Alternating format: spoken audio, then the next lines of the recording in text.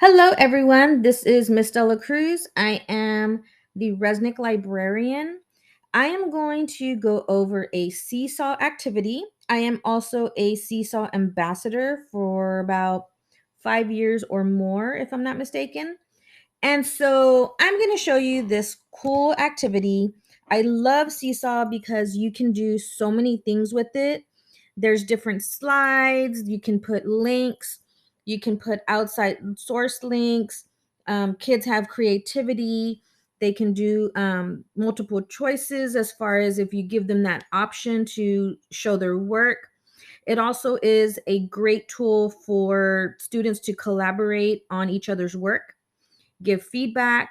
Parents can also join in if you choose to have your parents log in and they can see their own child's work. So this is a great tool. I love it.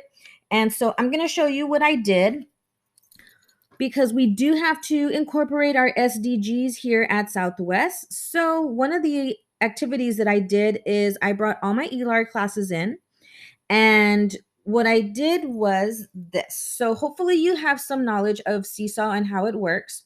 So once I'm in the teacher's class, I'm here in Miss Porter's class for this example. So then when they come in, they go to their activities box. In the activities box, they're going to see the assignment. It gives them the directions. These are some slides, but they don't actually click here to get started. What they'll do is they'll click here to add response. Once they're in, they see this. So I incorporated two SDGs, number 14 and number 15. And over here, you can see these slides.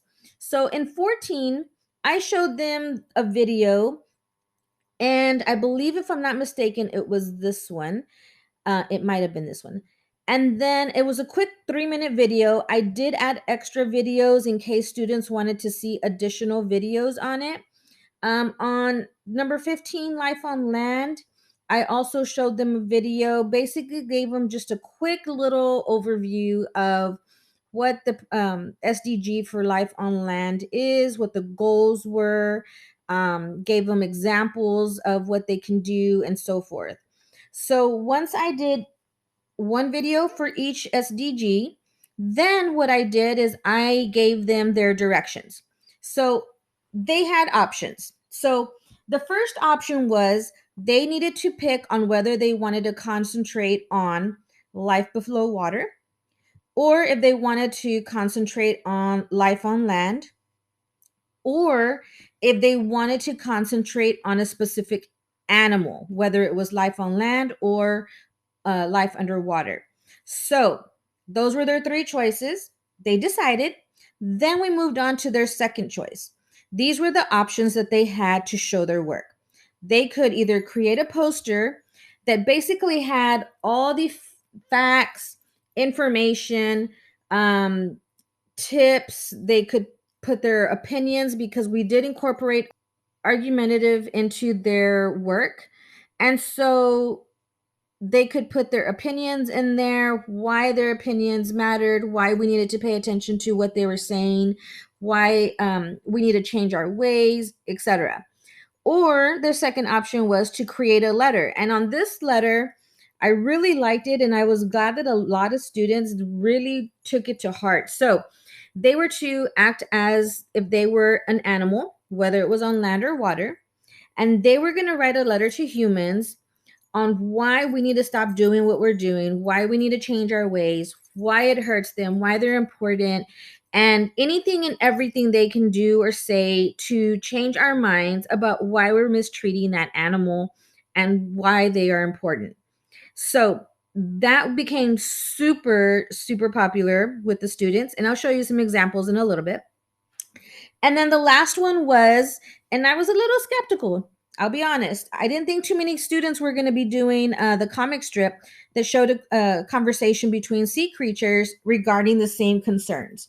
So then they went to slide 14, and this is where they did their work. Now, if you're familiar with Seesaw, they do their text, they can add voice, they can add pictures, they can add links here, they can do background shapes, and so on. I'm not going to go too much into those details, but let me show you some of the examples that I had. I created a flyer with each teacher, and on these flyers, I picked out some of the best ones. And so then I kind of put a couple of pages together, gave this to the teacher, for them to have for their own records, put outside their door, so on.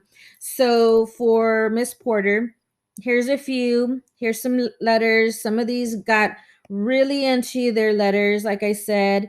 Some of them did drawings and so forth. Um, Here are some others that have just facts and so on. Um, so there was a bunch of different ways that these students got creative, which was really, really awesome.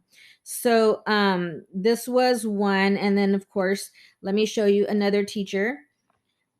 Here is one of our other ELAR teachers, 7th grade. And this one also had some really great outcomes with their students, just basically using their options, their things that they're good at. They chose, different things in a way to represent what they liked. And here is a comic strip.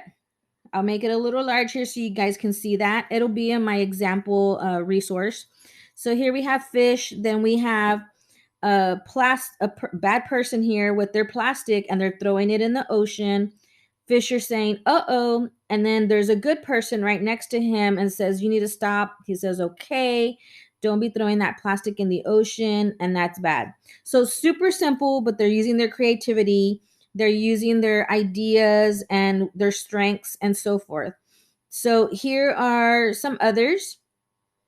But this is a great way for students, one, to choose what they wanted to focus on. And then they also had to choose how they wanted to show their work. So great activity. I was very happy, very surprised. And so hopefully this gives you a little help on what to do, what you can do for um, SDGs. Again, some of the students did use the link option, so that way they could reference outside sources in some of their work. And then once they submitted, they're able to collaborate and leave messages back to each other and so forth on their work. Hope this gives you some great ideas. Hope you like Seesaw, or if you don't have any experience in Seesaw, I hope that this gives you some inspiration to try it out.